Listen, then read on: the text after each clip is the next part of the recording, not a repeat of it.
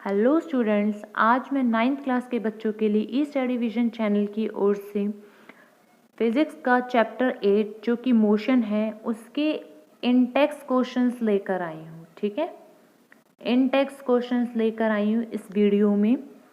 तो अब हम स्टार्ट करते हैं।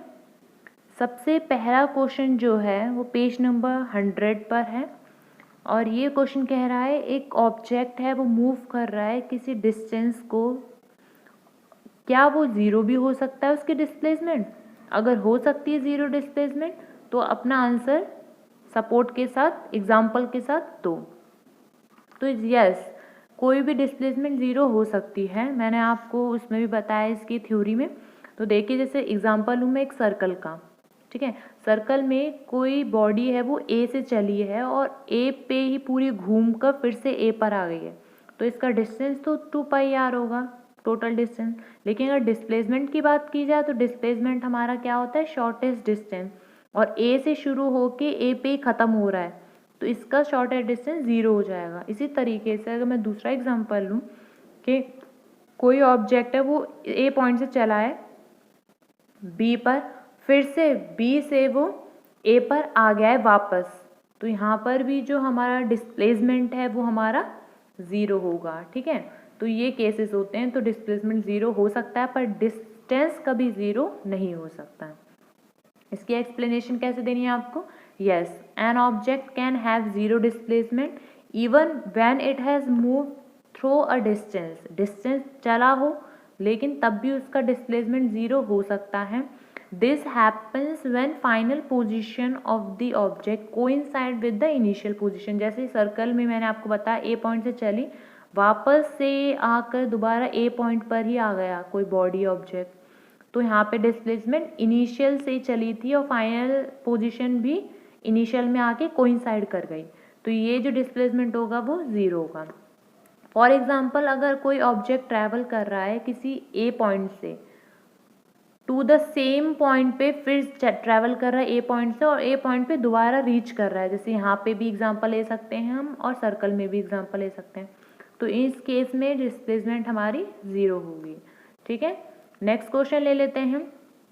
नेक्स्ट क्वेश्चन है हमारा, एक फार्मर है वो मूव कर रहा है along the boundary of a square. Square हमारा इस तरीके से होता है जिसकी सारी साइड बराबर होती है। ये रेक्टेंगल टाइप बन गया, लेकिन आपको सारे ही इक्वल इक्वल साइड बनानी है। और ये स्क्वायर जो है इसकी साइड है 10 मीटर की, और ये एक फार्मर मूव कर रहा है एक स्क्वायर की बाउंड्री में जिसकी साइड 10 मीटर है और 40 सेकेंड लगा रहा है ये बाउंड्री को मूव करने में। तो इसका मैग्नीट्यूड क्या होगा डिस्प्लेसमेंट का फार्मर की at the end of 2 minutes और 20 सेकेंड्स में इसका डिस्प्लेसमेंट क्या होगा, हमें ये निकालना है। तो देखिए, आपको मैं बताती हूँ कि यहाँ पे एक स्क्वायर दिया हुआ है। क्या दिया हुआ है? एक स्क्वायर। स्क्वायर होती है जिसकी सारी साइड आपस में बराबर होती हैं और साइड थी उसकी 10, इसका मतलब सारी साइड 10 10 10 हो जाएंगी, है ना। तो जो साइड है स्क्वायर की वो 10 मीटर की दी हुई है, तो इसका पेरीमीटर कितना हो जाएगा? स्क्वायर का पेरीमीटर होता है 4 इंटू साइड, 4 इंटू साइड, तो साइड कितनी है इसकी? 10 मीटर की, तो इसका पेरीमीटर कितना हो जाएगा? 40 मीटर का। ठीक है, तो इसका मतलब जो फार्मर है वो मूव्स करेगा along the boundary in 40 second. ये गिवन टाइम है कि पूरी बाउंड्री को 40 सेकेंड में कवर कर रहा है, मूव कर रहा है। तो इसका मतलब डिस्प्लेसमेंट अगर हमें निकालना है 2 मीटर 20 सेकेंड में, पहले तो हमें इसे पूरा सेकेंड में बनाना पड़ेगा। 2 मीटर में 2 इंटू 60 सेकेंड होते हैं, प्लस 20 कर दिए तो 140 सेकेंड्स हो जाएंगे। ठीक है, इसीलिए क्योंकि जो 40 सेकेंड में फार्मर मूव कर रहा है 40 मीटर डिस्टेंस को, तो यहाँ पे 1 सेकेंड का जो डिस्टेंस कवर होगा फार्मर द्वारा वो हो जाएगा 40/40, तो वो हो जाएगा हमारा 1 मीटर का डिस्टेंस कवर हो जाएगा फार्मर के द्वारा। ठीक है, इसीलिए 140 सेकेंड का अगर हमें नापना है, जब 1 सेकेंड में जो डिस्टेंस है वो 1 मीटर हो रहा है, तो 140 सेकेंड में कितना होगा? 1 इंटू 140 मीटर, तो कितना डिस्टेंस हो जाएगा? 140 मीटर डिस्टेंस हो जाएगा। अगर अब हम बात करें यहाँ पे नंबर ऑफ रोटेशन, कितना नंबर ऑफ रोटेशन लग रहे हैं 140 अलोंग द बाउंड्री कवर करने के लिए, तो इसका फॉर्मूला यहाँ से हम बोल सकते हैं कि कितनी इसकी टोटल डिस्टेंस है अपॉन पेरीमीटर इसका कितना है। हमें निकालने रोटेशन, राउंड्स निकालने हमें, राउंड्स कैसे निकलेगा, टोटल डिस्टेंस क्या है उसका, टोटल डिस्टेंस क्या है अपॉन उसका पेरीमीटर क्या है। तो टोटल डिस्टेंस था हमारा 140 मीटर, अभी हमने ऊपर निकाला है, और इसके पेरीमीटर था 40, तो इसको डिवाइड किया तो 3.5 राउंड्स निकल गए।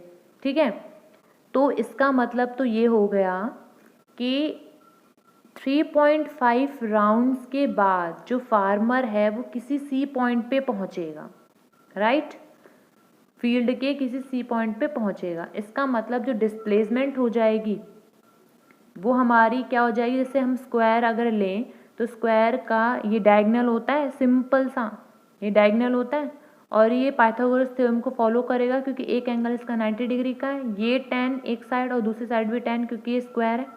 तो इसका डिस्प्लेसमेंट क्या होगा, अंडर रूट साइड का स्क्वायर प्लस साइड का स्क्वायर, तो अंडर रूट साइड का स्क्वायर प्लस साइड का स्क्वायर, वो हो जाएगा अंडर रूट 200 मीटर। और इस 200 को हम कैसे लिख सकते हैं, tan अंडर रूट 2 मीटर लिख सकते हैं। तो डिस्प्लेसमेंट हो जाएगा shortest distance tan under root 2 metre. ठीक है, और डिस्टेंस हो जाएगा 140 मीटर, जो कि हम ऑलरेडी ऊपर निकाल चुके हैं।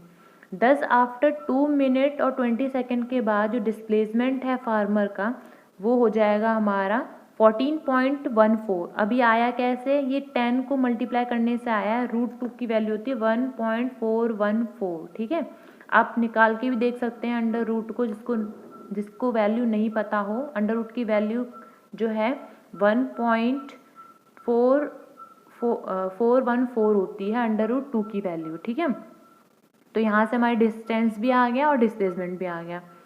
तो आपको यहाँ पे राउंड्स निकालने की वैसे कोई ज़रूरत नहीं थी, हम डायरेक्ट भी डिस्प्लेसमेंट कैसे कर सकते हैं, हमें पता है शॉर्टेड डिस्टेंस हमारा यही होगा उसकी पाइथागोरस, तो हम डायरेक्ट भी यहाँ से निकाल सकते थे। ठीक है, और डिस्टेंस भी आराम से हम निकाल पा रहे थे, टोटल डिस्टेंस अपॉन पेरीमीटर से राउंड निकल गए थे। और हमने डिस्टेंस कैसे निकाला था, पहले 1 सेकेंड में डिस्टेंस कितना ट्रेवल हो रहा था 1 मीटर, तो 140 सेकेंड में कितना होगा 1 × 140 मीटर, तो 140 मीटर डिस्टेंस इंपॉर्टेंट है यहाँ तक। और साथ में डिस्प्लेसमेंट डायरेक्ट हम ऐसे भी कर सकते हैं बिना राउंड निकाले, यहाँ राउंड पूछा नहीं गया है। ठीक है, नेक्स्ट क्वेश्चन देख लेते हैं। नेक्स्ट क्वेश्चन बोल रहा है कि which of the following is true for displacement, displacement के लिए कौन सी चीज़ ट्रू होती है। It can not be zero, क्या डिस्प्लेसमेंट कभी ज़ीरो नहीं हो सकता, ऐसा तो है नहीं, मैंने अभी ऊपर ही आपको एग्जांपल्स बताए हैं, डिस्प्लेसमेंट तो ज़ीरो हो सकता है। दूसरा पॉइंट देखें अगर हम, its magnitude is greater than the distance travel by the object, क्या डिस्प्लेसमेंट की मैग्नीट्यूड बड़ी आती है डिस्टेंस से, नहीं, हमेशा डिस्टेंस की वैल्यू डिस्प्लेसमेंट से बड़ी आती है, आप ये याद रखना। ठीक है, क्योंकि डिस्प्लेसमेंट होता है शॉर्टेस्ट डिस्टेंस, अगर हम यहीं पे स्क्वायर का पूरा डिस्टेंस निकालें तो इसका पेरीमीटर हो जाएगा वो 40 हो जाएगा, लेकिन डिस्प्लेसमेंट निकालेंगे तो वो 2 अंडर रूट 2 होगा कि नहीं होगा। ऊपर वाले क्वेश्चन से अगर हम देखें तो ये 40 ज़्यादा बड़ा है कि ये बड़ा है tan अंडर रूट 2, 40 ऑब्वियसली बात बड़ा है, तो हम यहाँ से भी एक्सप्लेन कर सकते हैं कि डिस्टेंस हमेशा बड़ा होता है डिस्प्लेसमेंट से। ठीक है, तो फर्स्ट का अगर हम आंसर करें it can not be zero, तो यहाँ पे neither of the statement are true, इनमें से कोई भी स्टेटमेंट ट्रू नहीं है, पहली और दूसरी दोनों ही फॉल्स हैं।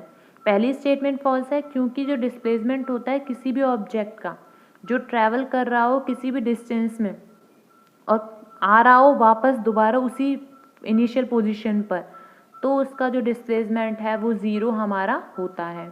ठीक है, और स्टेटमेंट बी वाली भी फॉल्स है क्योंकि जो डिस्प्लेसमेंट होता है किसी भी ऑब्जेक्ट का वो बराबर होता है, बराबर हो सकता है, बड़ा तो हो ही नहीं सकता, but never greater than the distance travel. ठीक है, ट्रेवल की स्पेलिंग LLED होगी। बराबर हो सकता है लेकिन कभी भी बड़ा नहीं हो सकता डिस्टेंस से, हमेशा छोटा होता है। अब नेक्स्ट क्वेश्चन हमारा पेज नंबर 102 पर, यह है डिस्टिंग्विश करना है हमें स्पीड और वेलोसिटी के बीच में अंतर बताना है। इंपॉर्टेंट क्वेश्चन है, इसको याद कर लेना। वेलोसिटी और स्पीड में क्या डिफरेंस होते हैं? सबसे पहली बात तो वेलोसिटी होती क्या है? ये रिफ़र करती है उस डिस्प्लेसमेंट को जो कि किसी भी इंटरवल ऑफ टाइम में कवर किया हो। नॉर्मली हम बोल रहे हैं speed equal to distance upon time होता है, राइट, लेकिन स्पीड जो है वो वेक्टर क्वांटिटी नहीं होती, वो स्केलर क्वांटिटी होती है। ये डायरेक्शन पे डिपेंड नहीं होती स्पीड हमारी, जबकि वेलोसिटी डायरेक्शन पे डिपेंड होती है। तो सिर्फ और सिर्फ डिस्टेंस की जगह वेलोसिटी के केस में वो आ जाता है डिस्प्लेसमेंट। बस आपको ये याद करना है। अगर बात करेंगे वेलोसिटी की तो डिस्प्लेसमेंट अपॉन टाइम होगा, और अगर बात करेंगे स्पीड की तो डिस्टेंस अपॉन टाइम होगा, बस, ठीक है, अपॉन टाइम होगा। सेकेंड अगर बात करें तो डायरेक्शन होती है वेलोसिटीज़ की और स्पीड की डायरेक्शन नहीं होती। साथ साथ वेलोसिटी का फिर से फॉर्मूला जो मैंने ऊपर बताया है वो तो पूरा एक्सप्लेन किया हुआ है, और नीचे जो है direct formula displacement upon time बताया हुआ है। ऐसे ही स्पीड का डिस्टेंस अपॉन टाइम बताया हुआ है। और velocity can hold a negative value भी आ सकती है वेलोसिटी की, लेकिन स्पीड की कभी भी नेगेटिव वैल्यू नहीं आ सकती आपकी, ठीक है। स्पीड हमेशा पॉजिटिव होता है।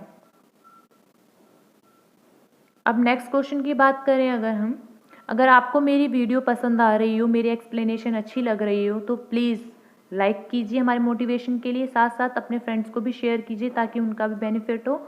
और जो बच्चे नए आए हैं इस चैनल पे वो इस चैनल को सब्सक्राइब ज़रूर करें ताकि आपको न्यू वीडियोज़ की नोटिफिकेशन मिलती रहे। नेक्स्ट क्वेश्चन है हमारा, under what conditions is the magnitude of average velocity of an object equal to its average velocity? ऐसी कौन सी कंडीशन है जिस कंडीशन में एवरेज वेलोसिटी बराबर हो जाती है एवरेज स्पीड के?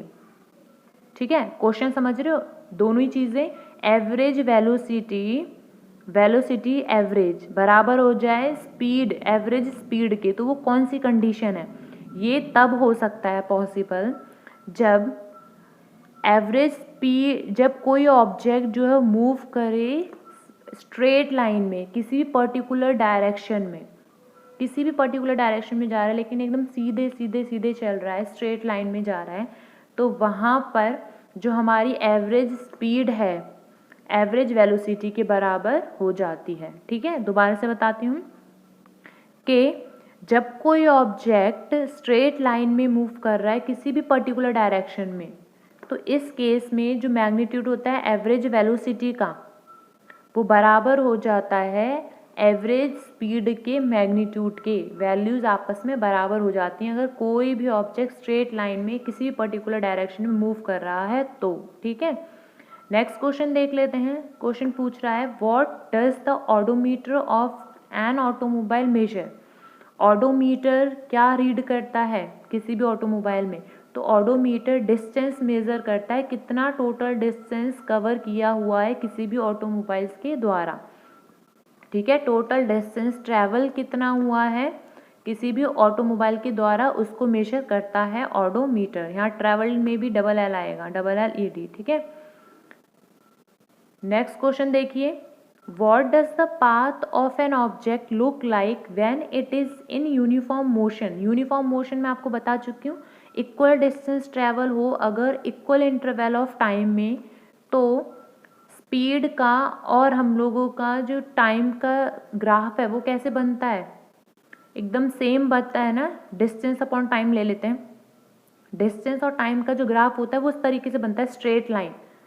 तो इसका क्या मतलब है, जो मोशन है वो कैसा हो रहा है? वो यूनिफॉर्म मोशन हो रहा है, इक्वल डिस्टेंस में इक्वल इंटरवल ऑफ टाइम में इक्वल डिस्टेंस ट्रैवल हो रहा है, इक्वल इंटरवल ऑफ टाइम में इक्वल डिस्टेंस ट्रैवल हो रहा है, इक्वल इंटरवल ऑफ टाइम में इक्वल डिस्टेंस ट्रैवल हो रहा है।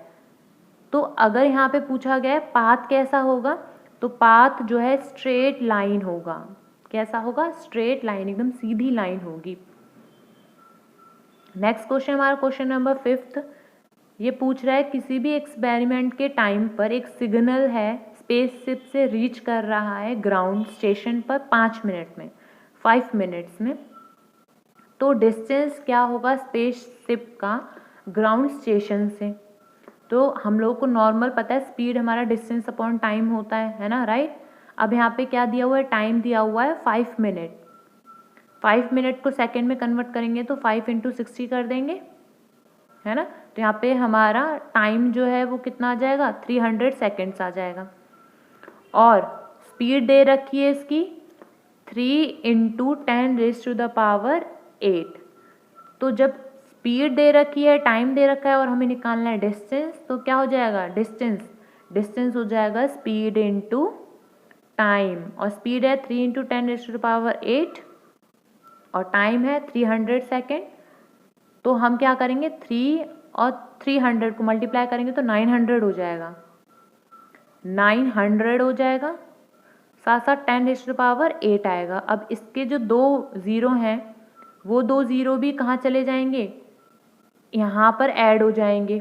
तो ये 9 × 10⁸ इसका आंसर हो जाएगा मीटर। तो ये डिस्टेंस हमारा आ जाएगा, ठीक है। नॉर्मल फॉर्मूला यूज है, इसमें कोई प्रॉब्लम नहीं होनी चाहिए। पेज नंबर 103 पे क्वेश्चन है फर्स्ट, व्हेन विल यू से a body is in uniform acceleration. कब आप कह सकते हैं कि कोई बॉडी जो है वो यूनिफॉर्म एक्सेलरेशन में है। जब एक्सेलरेशन की बात आती है तो एक्सेलरेशन क्या होता है, rate of change of velocities with respect to time. कितनी वेलोसिटीज चेंज हो रही हैं, कैसे चेंज हो रही है ना, तो वो एक्सेलरेशन होता है। और यूनिफॉर्म की बात कर दी जाए तो यहाँ पर भी कैसे, स्ट्रेट लाइन में मूव करेगा, इक्वल इंटरवल ऑफ टाइम में इक्वल डिस्टेंस ट्रेवल होगा, यूनिफॉर्म, याद है। तो यहाँ पर भी अगर यूनिफॉर्म एक्सेलरेशन हो रही है तो वहाँ पर कैसा ग्राफ आएगा, कैसा पाथ मूव करेगा, बॉडी कैसे मूव करेगी, वो एक स्ट्रेट लाइन में मूव करेगी। और उसकी जो वेलोसिटी है वो इंक्रीज या डिक्रीज करेगी, यूनिफॉर्म रेट से ही करेगी, ठीक है। ये हमारा होता है यूनिफॉर्म एक्सेलरेशन। तो यहाँ पे हम देखें, इस टाइप के एक्सेलरेशन में जो बॉडी होती है वो मूव करती है एक स्ट्रेट लाइन में, एंड उसकी जो वेलोसिटी होती है वो इंक्रीज करती है, डिक्रीज करती है किसी भी यूनिफॉर्म रेट पे, तो वो यूनिफॉर्म एक्सेलरेशन होता है। और नॉन यूनिफॉर्म जस्ट इसका अपोजिट होता है। इस टाइप के एक्सेलरेशन में जो बॉडी मूव करती है अलॉन्ग अ स्ट्रेट लाइन और उसकी जो वेलोसिटी होती है इंक्रीज या डिक्रीज करती है at a rate that is not uniform. यहाँ पे यूनिफॉर्म थी, यहाँ पे नॉट यूनिफॉर्म है। नॉट यूनिफॉर्म का मतलब it changes at a different rate for a given constant time. अलग अलग रेट से चेंज होती है, वहाँ पे इक्वल रेट से चेंज नहीं होती, ठीक है। इस तरीके से हम बता सकते हैं। नेक्स्ट क्वेश्चन अगर हम देखें तो इसमें बोला गया है एक बस है वो डिक्रीज कर रही है अपनी स्पीड को 80 किलोमीटर पर आवर से 60 किलोमीटर पर आवर में। तो देखिए पहले वो चल रही थी 80 किलोमीटर पर आवर में, इसका मतलब इसकी इनिशियल वेलोसिटी क्या हो जाएगी, 80 किलोमीटर पर आवर, क्योंकि चल रही थी। बाद में क्या हो गई, 60 किलोमीटर पर आवर हो गई। इसका मतलब फाइनल वेलोसिटी क्या हो गई, 60 किलोमीटर पर आवर। अब किसी भी किलोमीटर पर आवर को मीटर पर सेकंड में चेंज करने के लिए मैंने आपको थ्योरी में बताया था, क्या करते हैं, 5/18 से डिवाइड कर देते हैं, ठीक है। तो 5/18 से जब मल्टीप्लाई करेंगे हम 5/18 से 80 को, तो हमारा आंसर आ जाएगा 22.22 मीटर पर सेकेंड।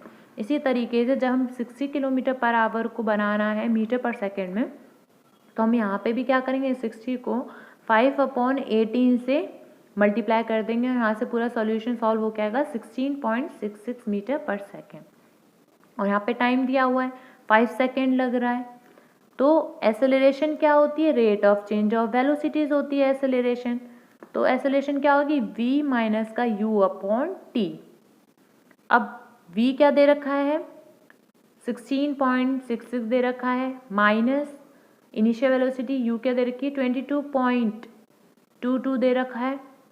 इसको डिवाइड करेंगे हम 5 सेकेंड से, तो यहाँ पे जो हमारा आंसर आएगा वो आएगा माइनस का 1.112 मीटर पर सेकेंड स्क्वायर। और यहाँ पे जो माइनस साइन है वो शो करेगा कि यहाँ पे डिसेलरेशन हो रहा है, रिटार्डेशन हो रहा है, ठीक है, एक्सेलरेशन डिक्रीज हो रही है। आई बात समझ में। नेक्स्ट क्वेश्चन है हमारा 3, ये बोल रहा है एक ट्रेन है जो कि स्टार्टिंग हो रही है रेलवे स्टेशन, स्टार्ट कर रही है। तो देखिए जब भी कोई चीज़ स्टार्ट हो रही हो रेस्ट से, तो हमारा उसका u जो है इनिशियल वेलोसिटी 0 मीटर पर सेकेंड तुरंत बोल देते हैं, ठीक है। फिर नेक्स्ट में बोला गया है और मूव कर रही है यूनिफॉर्म एक्सेलरेशन से और अटेन कर रही है स्पीड को 40 किलोमीटर पर आवर, मतलब इसकी फाइनल वेलोसिटी क्या होगी 40 किलोमीटर पर आवर। और टाइम कितना ले रही है 10 मिनट्स ले रही है। 10 मिनट्स में कितने सेकेंड होंगे 10 इंटू 60, तो ये सेकेंड्स हो जाएंगे हमारे 600 सेकेंड्स। ठीक है, तो अब हमें इसकी निकालनी है एक्सेलरेशन, और एक्सेलरेशन आपको ऊपर भी बताया मैंने क्या होता है rate of change of velocity, मतलब v minus you upon T. अब हमें बस जस्ट वैल्यूज रखनी है इसकी।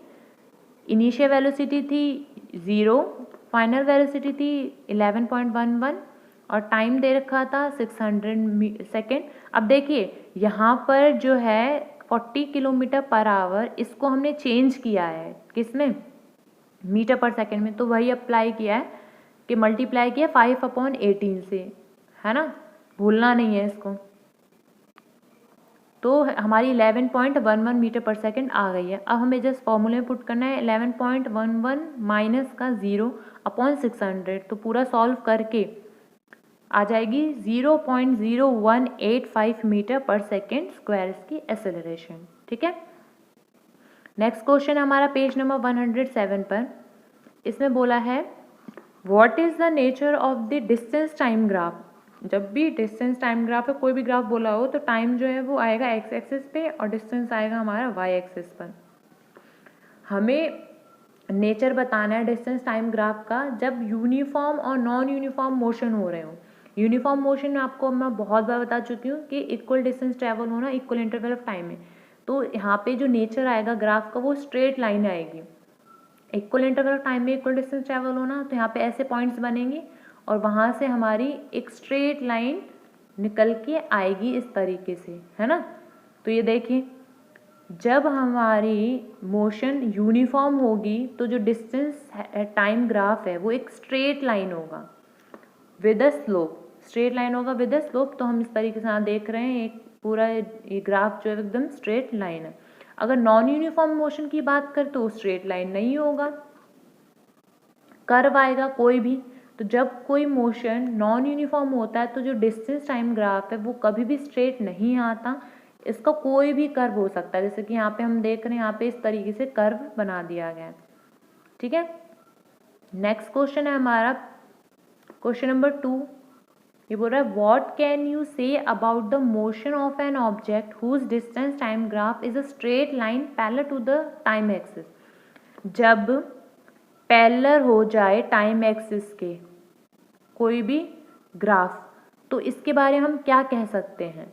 जब ऐसा होता है जब यहाँ टाइम दिखाया जाता है और यहाँ डिस्टेंस दिखाया जाता है, तो यहाँ पे हम क्या देख रहे हैं डिस्टेंस तो वही है, मान लो यहाँ 3 पॉइंट है, ये 3 मीटर का डिस्टेंस है। देखिए 3 हर जगह 3 है, बस टाइम बढ़ता जा रहा है। इसका क्या मतलब है कि यहाँ पर जो बॉडी है वो हिल ही नहीं रही है अपनी जगह से, रेस्ट पोजीशन पर है बॉडी। ठीक है, तो हम इसको कैसे बोलेंगे, अगर distance time graph straight line आता है और पैरेलल आता है टाइम एक्सिस के, तो जो बॉडी है वो रेस्ट पर रहेगी। किस पे रहेगी, रेस्ट पे रहेगी, क्योंकि इसका डिस्टेंस तो चेंज हो ही नहीं रहा। अगर आप स्कूल में बैठे हो, स्कूल में ही बैठे रह जाओ और टाइम बीतता जाए तो क्या होगा, आप तो रेस्ट पर हो, इसका मतलब, है ना। इस तरीके से रेस्ट पे बॉडी होगी। नेक्स्ट क्वेश्चन देख लेते हैं। नेक्स्ट क्वेश्चन क्वेश्चन नंबर 3 है। इसमें बोला हो गया what can you say about the motion of an object if its speed time graph is a straight line parallel to the time axis. यहाँ पे अब जो है वो टाइम और स्पीड के बीच का है। अगर ये पैरेलल आ रहा है तो हम क्या कह सकते हैं, इसका मतलब स्पीड चेंज हो ही नहीं रही, स्पीड वही है हर पॉइंट पे, टाइम बढ़ता जा रहा है पर स्पीड जो है वो चेंज नहीं हो रही। इस केस में क्या होता है कि यहाँ पर अगर टाइम ग्राफ हमारा speed time graph straight line parallel आ जाए टाइम एक्सिस के, तो जो ऑब्जेक्ट होता है वो यूनिफॉर्मली मूव कर रहा होता है।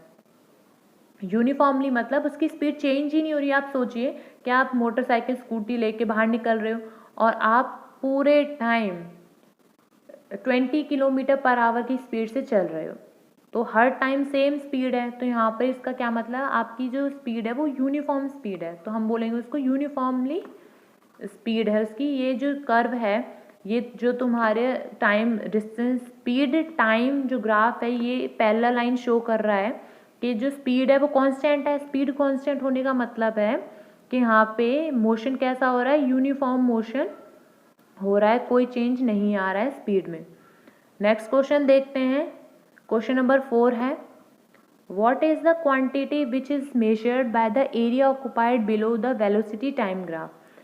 वेलोसिटी टाइम ग्राफ के बीच में जो एरिया आता है v/t में, तो यहाँ पे जो एरिया होता है हम उसको क्या बोल सकते हैं, क्या क्वांटिटी, कौन सी क्वांटिटी मेजर करती है वो। अगर हम इसको बोलेंगे तो यहाँ पे जो वेलोसिटी टाइम ग्राफ का जो है ये एरिया जो निकल के आ रहा है इस ग्राफ की वजह से, यहाँ पर क्या हो रहा है, डिस्प्लेसमेंट शो हो रही है। तो हम क्या बोलेंगे इसमें, वेलोसिटी अपॉन टाइम क्या होती है, rate of change of velocity, या v/t क्या होगी, यहाँ पे जो एरिया आएगा वेलोसिटी टाइम ग्राफ में वो मेजर होगा डिस्टेंस का, कितना डिस्टेंस ट्रैवल हो रहा है बॉडी का, या कितना डिस्प्लेसमेंट ट्रैवल हो रहा है बॉडी के द्वारा। ठीक है, अब पेज नंबर 109 पर 110 के क्वेश्चंस को इकट्ठे देख लेते हैं।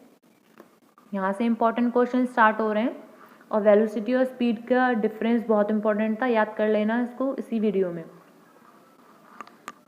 क्वेश्चन है हमारा, एक बस है वो स्टार्ट कर रही है रेस्ट से। जब भी कोई भी ऑब्जेक्ट स्टार्ट करे रेस्ट से तो हम यू क्या लेंगे उसका, 0। ठीक है, और यूनिफॉर्म एक्सेलरेशन से चल रही है और एक्सेलरेशन का 0.1 मीटर पर सेकेंड स्क्वायर, और टाइम ले रही है 2 मिनट्स का। 2 मिनट्स में कितने सेकंड होते हैं, 2 × 60 सेकंड होते हैं, मतलब 120 सेकंड्स होते हैं। अब इसमें बोला है पहले निकालिए आप स्पीड क्या होता है, क्या निकलेगा, और साथ साथ डिस्टेंस क्या निकलेगा। तो स्पीड की अगर हम बात करें, हमारे पास 3 इक्वेशंस थी मोशन की, v = u + at, s = ut + ½ at square, और साथ साथ तीसरी इक्वेशन है हमारी v² = u² + 2as। अब आपको देखना है कि आप कौन सी इक्वेशन यूज़ करें। तो देखिए इस वाली इक्वेशन में हम निकाल सकते हैं जब हमारे पास क्या गिवन हो, v गिवन हो, u गिवन हो और s गिवन हो, a गिवन हो, तब हम निकाल सकते हैं s। अब हमें यहाँ पे क्या क्या गिवन है उसको हम देख के अपने दिमाग लगाएंगे। यहाँ पे t गिवन है, a गिवन है, u गिवन है, v निकालना है। जब ये दिया हुआ है तो हम आराम से v कैसे निकाल सकते हैं, v हमारा होता है फर्स्ट इक्वेशन यूज़ करके आराम से, जब निकल रहा है तो हम बाकी का क्यों यूज़ करें, है ना। तो यहाँ पे जब पुटिंग करेंगे तो v की वैल्यू हो जाएगी 12 मीटर पर सेकेंड स्क्वायर। नेक्स्ट पार्ट में हमें निकालना था डिस्टेंस, तो डिस्टेंस के लिए यहाँ पे s निकालना है, और बाकी हमारा v आ चुका है 12, u दिया हुआ था 0 और a दिया हुआ था 0.1, तो s निकाल लेंगे हम आराम से, s आ जाएगा 720 मीटर। जो स्पीड है वो आ जाएगी 12 मीटर पर सेकेंड और डिस्टेंस है वो आ जाएगी 720 मीटर। नेक्स्ट क्वेश्चन देखते हैं। नेक्स्ट क्वेश्चन कह रहा है एक ट्रेन है वो ट्रैवल कर रही है at a speed of 90 kilometre per hour. अब देखिए ट्रैवलिंग, इस ट्रेन इज ट्रैवलिंग कर रही है, इसका मतलब इसकी इनिशियल वेलोसिटी कितनी है, 90 किलोमीटर पर आवर। इसको हम मीटर पर सेकंड में चेंज करेंगे तो क्या करेंगे, 5/18 से मल्टीप्लाई करेंगे और हमारा आ जाएगा 25 मीटर पर सेकेंड। ठीक है, फिर इसमें बोला है brakes are applied, brake apply की जाए अगर कभी भी तो इसका मतलब वो ऑब्जेक्ट रुकने वाला है तभी तो ब्रेक अप्लाई हो रहा है, तो इसका जो फाइनल वेलोसिटी होती है वो होती है 0 मीटर पर सेकेंड। ठीक है, इसीलिए यहाँ पे टर्मिनल वेलोसिटी क्या दे रखी है, 0 मीटर पर सेकेंड। आप याद रखिए जो भी मैं टर्म्स बोल रही हूँ ना, कब जीरो क्या हो रहा है, जब स्टार्टिंग फ्रॉम रेस्ट हो तो u = 0 होगा, अब अगर ब्रेक्स अप्लाइड हो रहे हैं तो v = 0 होगा, अगर कोई ऑब्जेक्ट रुक रहा है फाइनली तो भी v = 0 होगा। तो ये पॉइंट्स आपको याद रखने हैं, किसी भी क्वेश्चन को आप आराम से कर सकते हैं। यहाँ पे बोला है ब्रेक्स अप्लाइड हो रहे हैं ताकि वहाँ पे एक यूनिफॉर्म एक्सेलरेशन क्रिएट हो जाए -0.5 मीटर पर सेकेंड स्क्वायर। तो वहाँ से हमें निकालना है कितनी दूरी तय करेगी वो ट्रेन, जाएगी और रेस्ट में आने से पहले कितनी दूरी तय कर लेगी। हमें नॉर्मली एस निकालना है, मीन्स डिस्टेंस निकालना है। मैंने आपको तीनों इक्वेशन ऑफ मोशन बताई है ना। अब देखिए आपको दिया हुआ है u v a, तो अब कौन सी इक्वेशन यूज करेंगे? पहली वाली में भी t आता है, दूसरी वाली में भी t आता है, तो इन दोनों में से कोई यूज नहीं कर सकते। हम क्या यूज करेंगे? थर्ड वाली इक्वेशन, क्योंकि इसमें t नहीं आता है। तो हम यहाँ से आराम से s निकाल लेंगे, v square minus u square upon 2a करके हम यहाँ से s निकाल लेंगे, और इस तरीके से हमारा आंसर आ जाएगा 625 मीटर्स। ठीक है, तो इसका मतलब जो ट्रेन है उसने इतना मीटर चला होगा, 625 मीटर चला होगा, इतनी एक्सेलरेशन से चला होगा रेस्ट में आने से पहले। नेक्स्ट क्वेश्चन है हमारा क्वेश्चन नंबर 3। इसमें बोला गया एक ट्रॉली है, जब वो जा रही है नीचे इंक्लाइन प्लेन में, इंक्लाइन प्लेन होता है इस तरीके से, जैसे यहाँ पे ट्रॉली में डाल दूं और वो इस तरीके से नीचे की ओर गिर रही हो, तो यहाँ पे उसका जो एक्सेलरेशन है वो 2 सेंटीमीटर पर सेकेंड स्क्वायर है। ठीक है, तो व्हाट विल बी द, यहाँ पे हम 2 सेंटीमीटर पर सेकेंड स्क्वायर है, इसको हम चेंज कर सकते हैं मीटर पर सेकेंड में। ठीक है, चेंज करने के बाद हम कर सकते हैं, या हम ऐसे डायरेक्टली कर सकते हैं, सेंटीमीटर में भी आंसर ला सकते हैं, आपकी इच्छा है। अगर लेकिन अगर वहाँ पे स्पेशली बोल दिया जाए कि मीटर पर सेकेंड में ही आना चाहिए आंसर, तो आपको फिर करना ही पड़ेगा। और सेंटीमीटर से मीटर में चेंज करने के लिए क्या करते हैं? हम डिवाइड करते हैं 100, सबको पता ही होगा आई थिंक। ठीक है, लेकिन यहाँ पे ऐसा कुछ भी नहीं बोला गया है कि मीटर पर सेकेंड में करना है, तो हम सेंटीमीटर पर सेकेंड में आंसर निकाल देंगे। यहाँ पर इनिशियल वेलोसिटी जो ट्रॉली की वो 0 हो जाएगी, क्योंकि वो डाउन नीचे जा रही है, जाते टाइम मतलब स्टार्ट हुई है रेस्ट से।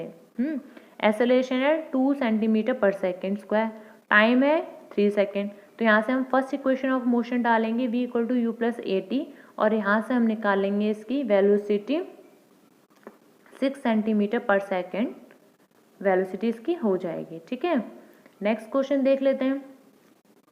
नेक्स्ट क्वेश्चन में बोला गया एक रेसिंग कार है, उसकी यूनिफॉर्म एक्सेलरेशन है 4 मीटर पर सेकेंड स्क्वायर, तो वो कितना डिस्टेंस ट्रैवल करेगी 10 सेकेंड आफ्टर स्टार्ट। तो हमें यहाँ पे देख रहे हैं कि एक कार जो है उसकी यूनिफॉर्म एक्सेलरेशन है इतनी, तो इनिशियल वेलोसिटी इसकी कितनी हो जाएगी? 0। एक्सेलरेशन है इसकी 4 मीटर पर सेकेंड स्क्वायर, और टाइम है इसका 10 सेकेंड। हमें सेकेंड इक्वेशन ऑफ मोशन पता है, equal to u t plus half a t square. यहाँ से हम निकाल लेंगे इसका डिस्टेंस एस, यू की वैल्यू 0 डालकर। ठीक है, इसमें ये बोला है what distance will it cover in 10 second. 10 second में स्टार्ट होने के बाद 10 सेकेंड में कितना वो कवर कर लेगी। इसका क्या मतलब है? स्टार्ट होने के बाद, इसका मतलब अभी वो स्टार्ट हुई है, स्टार्ट रेस्ट से हुई है, इसीलिए यहाँ पे u इक्वल टू 0 पुट किया है। ठीक है, तो यहाँ से s क्या हो जाएगा? 200, इसका s निकल के आ जाएगा। नेक्स्ट क्वेश्चन देख लेते हैं। नेक्स्ट क्वेश्चन में बोला गया है एक स्टोन है, वो ऊपर की तरफ वर्टिकली फेंका गया है। जब भी वर्टिकली डायरेक्शन में फेंका जाए तो यहाँ पे जो वेलोसिटी, जब भी वर्टिकली फेंका जाए तो आपको क्या याद रखना है, जो एक्सेलरेशन हो जाएगी उसकी नेगेटिव में हो जाएगी। ठीक है, क्योंकि अगेंस्ट ग्रेविटी फेंका जा रहा है ना वो, इसीलिए जो एक्सेलरेशन वो नेगेटिव में आ जाएगी। एक्सेलरेशन क्या होता है? ग्रेविटी की वजह से भी तो एक्सेलरेशन होता है, तो इसीलिए यहाँ पे हम ग्रेविटी वाला यूज़ कर लेते हैं। अगेंस्ट द ग्रेविटी जा रहा है तो इसीलिए नेगेटिव ले लेते हैं। ये याद रखना है आपको, जब भी वर्टिकली थ्रो किया जाए ऊपर की तरफ स्टोन को या बॉल को या किसी को भी, तो हमारी एक्सेलरेशन 0 हो जाती है। नेक्स्ट में बोला गया इसमें अपवर्ड डायरेक्शन में, और वेलोसिटी थी इसकी 5 मीटर पर सेकेंड। अगर उसकी एक्सेलरेशन स्टोन की इस मोशन के दौरान 10 मीटर पर सेकेंड स्क्वायर है नीचे की तरफ, तो what will be the height of the stone. Stone की हाइट कितनी होगी ये पूछा है इसमें। ठीक है, तो इसमें u दिया हुआ है 5 मीटर पर सेकेंड, और टर्मिनल वेलोसिटी जो है 0 हो जाएगी। क्यों? क्योंकि वो एक हाइट पे आके रुक जाएगा ना, एक हाइट पे आके रुक जाएगा, फिर दोबारा से नीचे गिरेगा। जब रुकेगा तभी तो नीचे वापस आता है वो, इसीलिए यहाँ पे फाइनल वेलोसिटी v जो है वो 0 हो जाती है, क्योंकि स्टोन जो है वो रीच करेगा अपनी एक पोजीशन पे जहाँ पे वो रुकेगा, रेस्ट पोजीशन पे आ जाएगी अपनी मैक्सिमम हाइट पर। ठीक है। और एक्सेलरेशन जो है वो 10 मीटर पर सेकेंड स्क्वायर, और क्योंकि वो ट्रेजेक्ट्री स्टोन जो है वो अपोजिट डायरेक्शन में है, इसीलिए यहाँ पे नेगेटिव साइन लगा दिया गया है, वो मैं आपको ऑलरेडी बता चुकी हूँ। दोबारा से क्वेश्चन देख लेते हैं। इसमें बोला गया एक स्टोन है वो ऊपर की तरफ फेंका गया है और वेलोसिटी उसकी 5 मीटर पर सेकेंड। अगर उसकी एक्सेलरेशन जो है स्टोन की वो 10 मीटर पर सेकेंड स्क्वायर हो जाए नीचे की डायरेक्शन में, डाउनवर्ड डायरेक्शन की तरफ, तो उसकी हाइट कितनी होगी? पहले तो हमें h निकालना है एंड कितना टाइम उसको लगेगा वहां रीच करने में। ठीक है, क्वेश्चन था ये। तो अब यहाँ पे देखें अगर हम, तो इनिशियल वेलोसिटी कितनी है इसकी? 5 मीटर पर सेकेंड। टर्मिनल, क्योंकि एक पीक पॉइंट पे आने के बाद, मैक्सिमम हाइट अटेन करने के बाद वो नीचे आएगा, इसीलिए फाइनल वेलोसिटी 0। एक्सेलरेशन 10 मीटर पर सेकेंड, और माइनस क्यों आ गया है? क्योंकि रिटार्ड हो रही है, नेगेटिव में शो करेंगे हम इसको। Third equation of motion use करके हम आराम से इसका s निकाल लेंगे। ठीक है, 0 स्क्वायर माइनस का 5 स्क्वायर अपॉन 20, इस तरीके से निकल जाएगा हमारा डिस्टेंस। तो डिस्टेंस की वैल्यू क्या आएगी यहाँ से सॉल्व करके? 1.25 मीटर्स आ जाएगी। अब हमें निकालना है टाइम, कि कितना टाइम लगेगा। तो फर्स्ट इक्वेशन ऑफ मोशन में टाइम भी आता है t। तो जब हमारे पास v आ चुका है, u आ चुका है, a हमें पता है, तो हमें t निकालने में क्या प्रॉब्लम है? कुछ नहीं। v हमारा 0 है, u हमारा 5 है, a हमारा 10 है, तो हम आराम से यहाँ पे निकाल लेंगे टाइम, और जो टाइम है हमारा क्या आ जाएगा? वो आ जाएगा 0.5 सेकेंड्स। ठीक है, तो इसीलिए जो स्टोन है वो रीच करेगा मैक्सिमम हाइट को 1.25 मीटर्स की हाइट पर, और तब जाके वो नीचे आएगा, और इसको 1.25 मीटर्स को हाइट अटेन करने के लिए टाइम लगेगा 0.5 सेकेंड्स का। ठीक है, तो आई होप स्टूडेंट्स आपको सभी को बहुत अच्छे समझ में आया होगा जो भी मैंने आपको समझाने की कोशिश की है। अगर आपको फिर भी कुछ रह जाता है, समझ में नहीं आता है, तो आप कमेंट बॉक्स में लिख के क्वेश्चन अपना पूछ सकते हैं, मैं आपको ज़रूर रिप्लाई दूंगी। तो वीडियो देखने के लिए बहुत बहुत बहुत धन्यवाद। Thank you for watching this video.